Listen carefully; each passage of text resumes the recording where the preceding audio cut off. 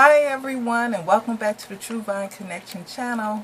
My name is Kim, and I am so glad that you are with me on today. We are going to make some stretch bracelets. Well, at least we're going to make one. I'm going to show you these right quick. These I did not make myself. I've had these for a few years now, and they're getting a little loose, but they're still good. I'm not concerned if they're going to break at any time or anything like that. Okay, these are some that I have recently made, and they were made from some old jewelry that I had and some pieces of jewelry that people have given me. This here is from a brooch that was broken, and I used that for a focal piece. These are some silver glass beads, and it's on a clear nylon stretch cord.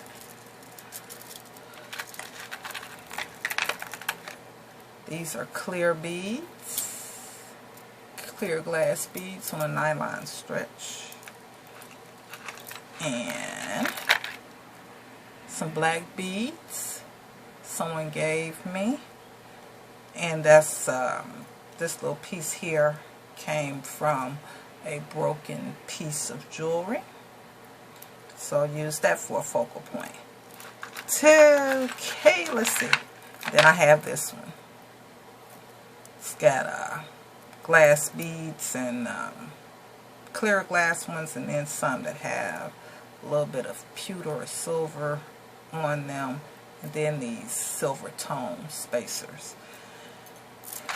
Now these are some bracelets that I've had for about 15 years that I made.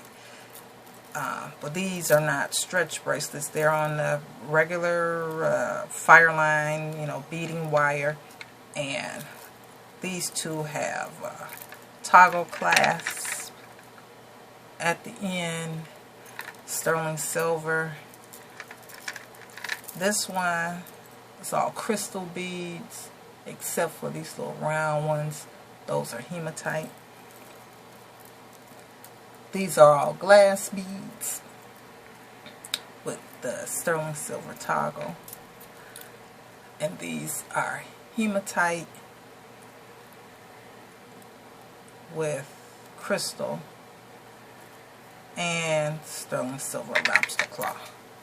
Okay, so enough of that. Let's get to making our bracelet that we're going to make today.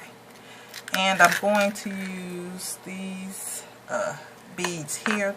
This is going to be the focal bead, and this bead and these two will be the last beads that I'm going to put on, because when we tie off and we're using this nylon, clear nylon stretch cord to make our bracelet on, I want to tie a square knot and see, I don't know if you can see how big that hole is. I want to try to pull that knot back through there so it doesn't show.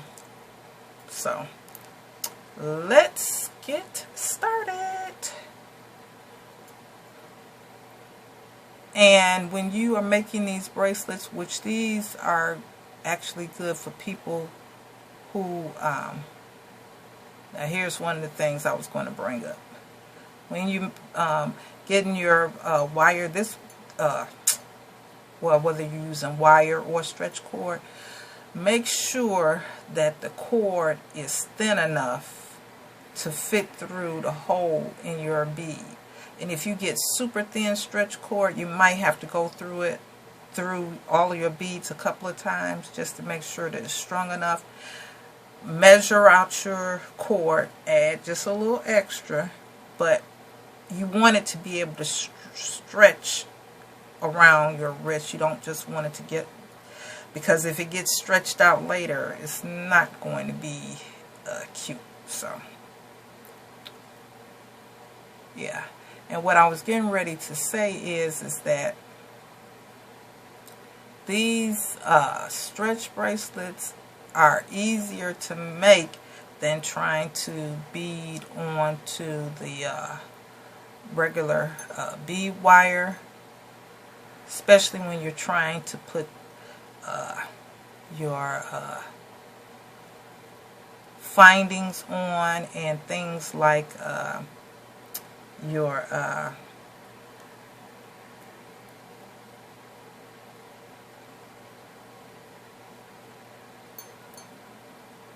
closures, whether it be a toggle or whatever it is that you're going to use to fasten it.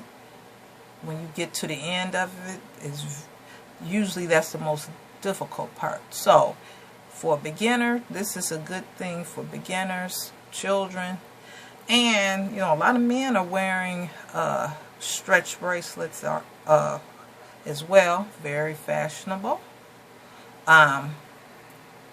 And obviously they will be using, maybe a different style of bead. But also, for those who have dexterity issues and trying to close the bracelet, I mean, it's real easy. You can just slip this right on over your hand.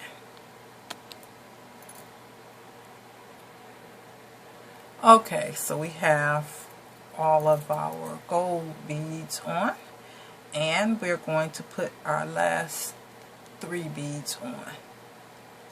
And I'm going to put one of these clear and pewter color beads, one on each end of this cord.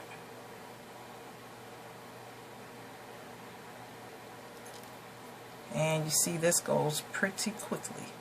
And then we have our focal bead. So I'm going to slide that end of the cord through, still hold on. And if you're trying to make sure that your beads don't slide off, you can always put a piece of tape or something on one end of your cord so that your beads don't slide off the end. Okay.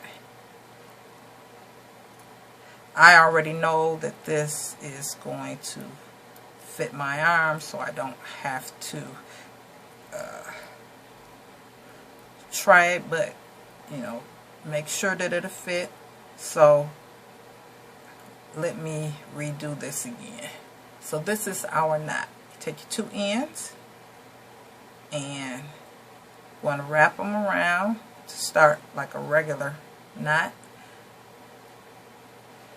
Okay, and then we're going to pull it tight.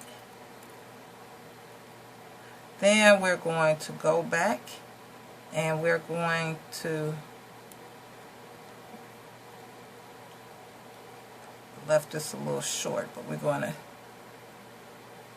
do another knot, and this time we're going to wrap one end around the other a couple of times through that same little hole. Should have left this end a little bit longer. Alright. And I think I want to do it one more time, just safety. And then